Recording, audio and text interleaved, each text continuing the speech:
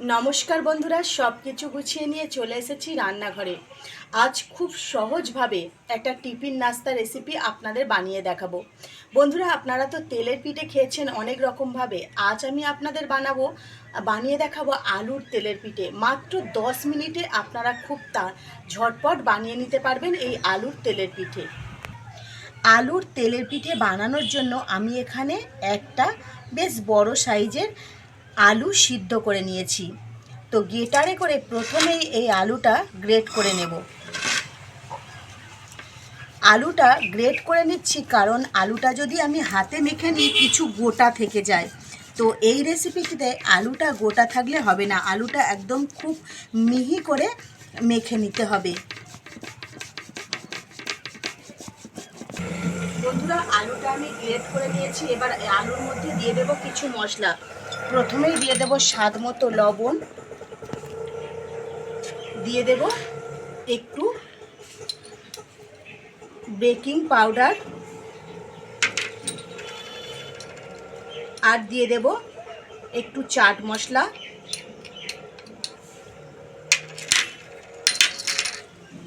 দিয়ে দিচ্ছি একটু জোয়ান, আগে থেকে আমি ভালো করে হাতে করে ঘষে নিয়েছি, আর দিয়ে দিচ্ছি 1 চামচের একটু বেশি চিনি। এই সমস্ত উপকরণগুলো দিয়ে এবার অল্প অল্প করে ময়দা দিয়ে আমি ভালো করে মেখে একটা ডো বানিয়ে নেব। তো বন্ধুরা, এটা আমি খুব সুন্দর করে মেখে নিয়েছি। এবার আমি লেচি কেটে নেব। লেচিটা আমি এই রকম সাইজেরই কেটে দিচ্ছি, ছোট বড় আপনারা যেমন মাপ নেবেন সেই মাপে কাটবেন।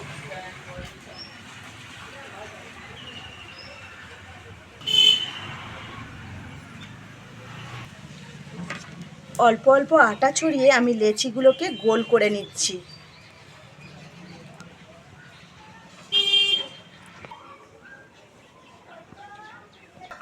উনুন জ্বেলে দিয়েছি, বসিয়ে দিচ্ছি কড়া। কড়া গরম হয়ে গেছে, দিয়ে দিচ্ছি পরিমাণ মতো সাদা তেল।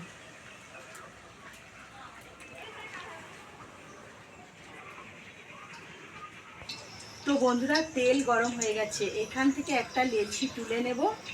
আর যে ছাঁকুনিতে করে আমি তুলব সেই ছাঁকুনির মাঝখানটা এইভাবে লেচিতে একটু চেপে দেব। দেখুন কতটা সুন্দর ডিজাইন হয়ে গেছে।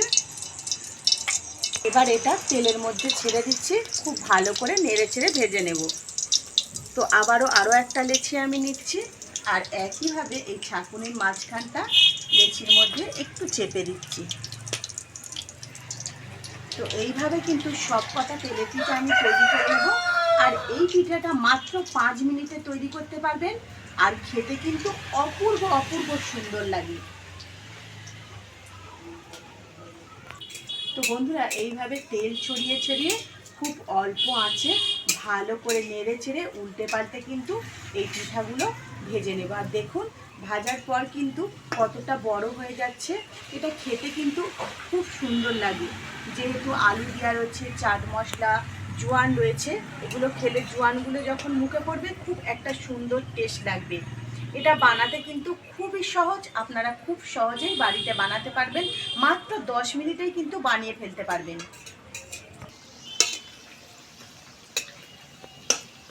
দেখুন কতটা সুন্দর দেখতে লাগছে। দেখুন এগুলো দেখতে অপূর্ব লাগছে, খেতেও কিন্তু খুব ভালো লাগবে। এইভাবে সুন্দর করে একটু ভালো করে ভেজে নিতে হবে, একটু সময় রেখে। তো খুব তাড়াতাড়ি করলে কিন্তু এইগুলো ভালো ভাজা হবে না, একটু সময় রেখে হালকা আঁচে ভেজে নিতে হবে। তো বন্ধুরা, এগুলো কিন্তু আমার ভাজা হয়ে গেছে। আমি এবার এগুলো তেল ঝরিয়ে তুলে নেব। আর বাকি যেগুলো রয়েছে ঠিক একইভাবে তেলের মধ্যে দিয়ে সুন্দর করে আমি উল্টে পাল্টে ভেজে নেব।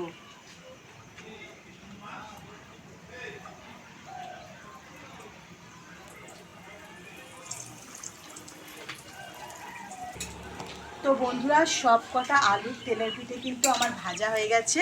আর দেখুন কতটা সুন্দর ফুলের মতো লাগছে এগুলো। তো ভালো করে তেল ঝরিয়ে আমি তুলে নেব।